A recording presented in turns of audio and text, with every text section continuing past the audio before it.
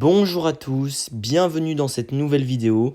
Alors aujourd'hui, on va parler du bilan climatique de ce mois de juillet 2020. Donc maintenant, après plus de 2 semaines, sans avoir fait une seule vidéo sur ma chaîne, en raison du temps vraiment très calme, il ne se passait absolument rien. Voilà, je vous fais cette vidéo bilan climatique en espérant qu'elle vous plaira. Donc on va faire cette vidéo comme d'habitude en plusieurs parties, en parlant tout d'abord des températures, des précipitations, ensuite peut-être de quelques événements marquants durant ce mois, ainsi que le flux, le vent dominant durant ce mois de juillet 2020. Donc voilà, c'est parti, j'espère que ça vous plaira.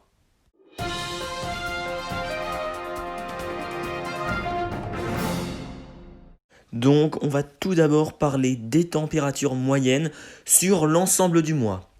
Alors la température moyenne durant ce mois de juillet, eh bien elle a été de 21,5 degrés.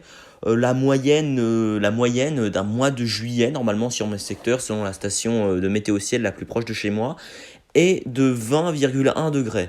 Donc on en conclut qu'il y a donc un excédent de 1,4 degrés durant la totalité de ce mois. Ensuite, la température maximale, donc la TX, la température maximale la plus élevée du mois, a été relevée le 31 juillet avec 40,1 degrés. Ensuite, la température maximale la plus basse du mois a été relevée le 16 juillet avec précisément 19 degrés. Ensuite, la température minimale la plus élevée du mois a été relevée le 31 juillet avec 21,2 degrés. Et pour terminer, la température minimale la plus basse du mois a été relevée le 7 juillet avec précisément 10 degrés. À présent, on va en fait un peu faire comme d'habitude. On va en quelque sorte décortiquer les différentes parties du mois au niveau des températures pour dire si elles ont été au-dessus des moyennes ou en dessous et dire quelles ont été les températures les plus extrêmes durant ce mois. Tout d'abord, on a eu des températures un peu fraîches pour la saison les 2, 3 et 4 juillet. Déjà, on a eu une température maximale de seulement 21,5 degrés le 2 juillet, soit une TX environ d'un peu plus de 5 degrés sous la moyenne saisonnière. Et également le 3 juillet avec une TX de 23 degrés, soit environ 3 degrés sous la normale saisonnière, ainsi qu'une TN ce jour-là qui a atteint 11,5 degrés, soit environ 2 degrés sous la moyenne. Et ensuite, le 4 juillet, on a atteint en température minimale 11,3 degrés, alors que l'après-midi, on a atteint, il me semble, 25 degrés ou même un petit peu plus. Donc l'écart de température entre la matinée et l'après-midi a vraiment été très important ce jour-là. Ensuite, les 5, 6, 7 et 8 juillet, les températures sont revenues à peu près dans les moyennes, tantôt légèrement au-dessus, tantôt légèrement en dessous, avec des températures qui oscillaient durant cette période entre 22,5 environ et 28 degrés, donc des températures tantôt légèrement en dessous, tantôt un peu au-dessus des moyennes. Ensuite, on a eu un léger pic de chaleur le 9 juillet. En tout cas, sur mon secteur, j'ai eu un léger pic de chaleur avec une température maximale de 32,6 degrés, soit une température pour la saison d'un peu moins de 7 degrés au-dessus de la moyenne saisonnière. Ensuite, entre le 10 juillet et le 14 juillet, les températures ne se sont pas trop éloignées des moyennes de saison. Elles ont été par moments tantôt un peu en dessous, tantôt un peu au-dessus, avec des températures maximales généralement entre 23,5 degrés et 28,5 degrés. Donc des températures qui oscillaient pas loin des moyennes de saison. En revanche, au niveau des températures minimales, elles ont par moments été un peu légèrement en dessous des moyennes de saison. Comme le 14 juillet avec 11,5 degrés de température minimale, soit un déficit de 2 degrés.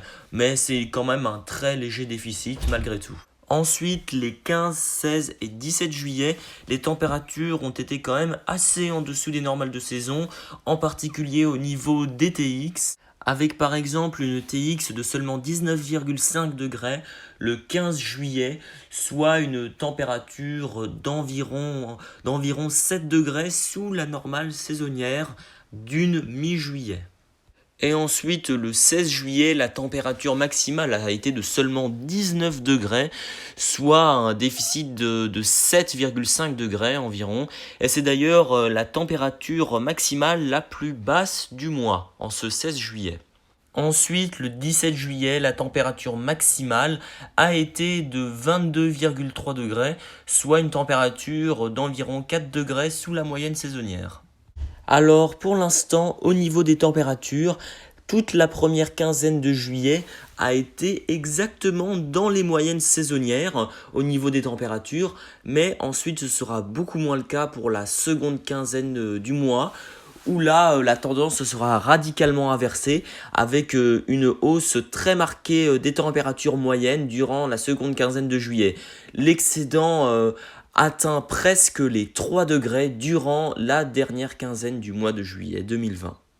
Ensuite, entre le 19 et le 22 juillet, une petite vague de chaleur est arrivée et puis a occasionné des températures fréquemment supérieures à 30 degrés. J'ai par exemple atteint les 31,5 degrés le 19 juillet ou encore 33,4 degrés le 20 juillet. Et puis on termine le 21 juillet avec 32,2 degrés.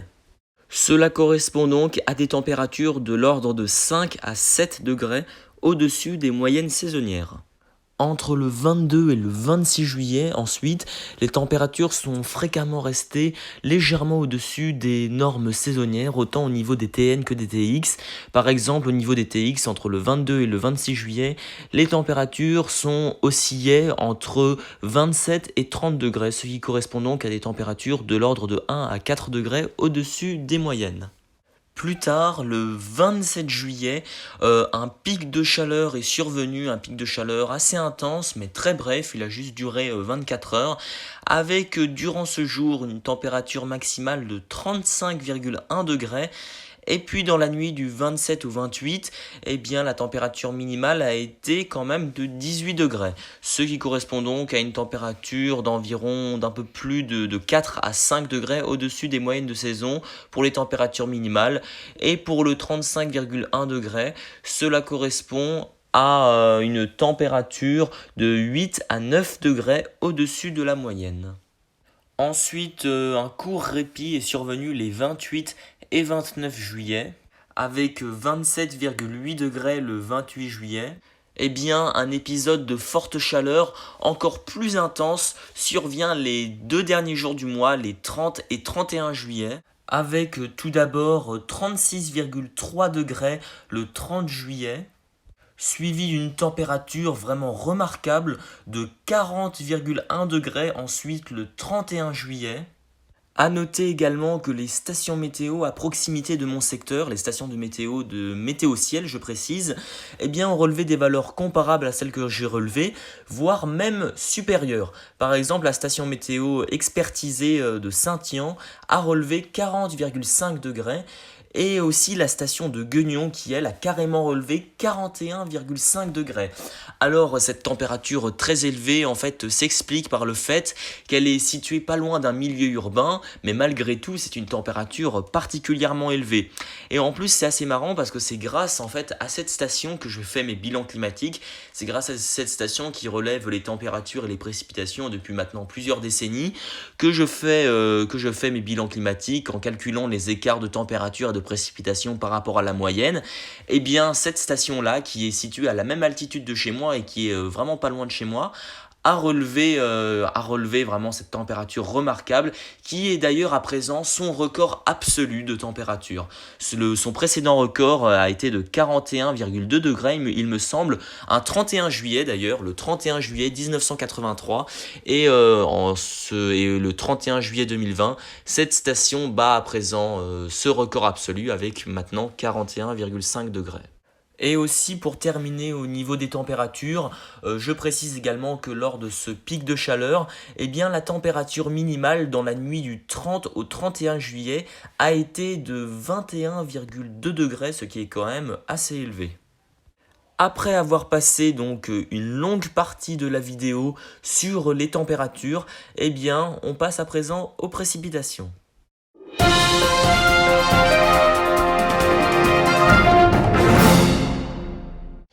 Déjà, au niveau des précipitations totales sur l'ensemble du mois sur mon secteur, eh bien j'ai relevé seulement 13,3 mm, alors que la moyenne est située autour de 65 mm, ce qui veut dire qu'il y a donc un déficit de presque de plus de 50 mm sur l'ensemble de ce mois de juillet. Cela veut donc dire que le déficit est de l'ordre de 80% sur ce mois pour mon secteur, ce qui est vraiment énorme.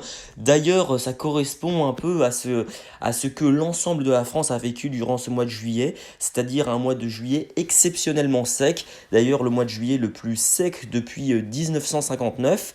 Et puis, ça correspond un peu à ce que j'ai eu sur mon secteur. Très peu de régions de France ont eu un cumul dans les normales ou excédentaires, à part les régions qui ont été vraiment les plus concernées par les orages, c'est-à-dire quelques régions très localisées du Massif central ou quelques régions des Alpes, mais c'est tout. Ailleurs, certaines régions n'ont pas reçu une seule goutte d'eau, ou alors c'était des traces vraiment dérisoires de l'ordre de 1 ou 2 mm. Donc le jour le plus pluvieux de ce mois de juillet a été le 31 juillet avec 8,7 mm. C'est d'ailleurs un orage assez électrique et un peu pluvieux quand même qui m'a donné ce cumul. D'ailleurs, je vais vous sortir bientôt une vidéo sur cet orage, sûrement dans les prochains jours ou dans une petite semaine. Voilà. Et puis c'était un orage assez sympa qui m'a donné ce cumul de 8,7 mm. Et cet orage ne va pas tarder de sortir en vidéo sur la chaîne. Le deuxième jour le plus pluvieux a été le 22 juillet avec 2,5 mm. Dans la nuit, en fait, ce cumul est arrivé dans la nuit, aux alentours de minuit à 1h du matin. Et d'ailleurs, c'était un orage qui a également donné ce petit cumul de pluie. Un orage que je n'ai malheureusement pas vu puisque je dormais. Et en plus, à ce qui paraît, c'était un orage qui était assez électrique avec des éclairs très esthétiques. Donc franchement, j'ai raté un joli orage. Et puis en plus, avec une saison orageuse aussi catastrophique que celle-ci, franchement, ça m'a quand même beaucoup embêté, quoi. Faut vraiment se le dire, quoi.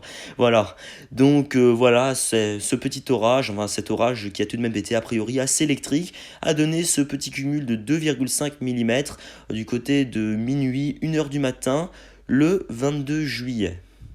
Ensuite, le troisième jour le plus pluvieux a été le 15 juillet avec 1,4 mm. Mais cette fois-ci, ce n'était pas un orage, c'était juste un petit front d'averse qui m'a donné ce petit cumul, voilà, lors d'une petite perturbation océanique. Ensuite, on va passer à la direction du vent majoritaire durant ce mois de juillet 2020.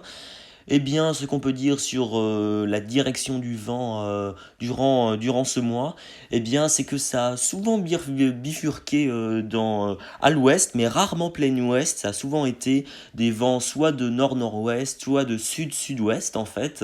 Des vents de nord-nord-ouest qui apportaient un peu d'humidité et puis un peu d'humidité dans l'air ainsi que de la fraîcheur.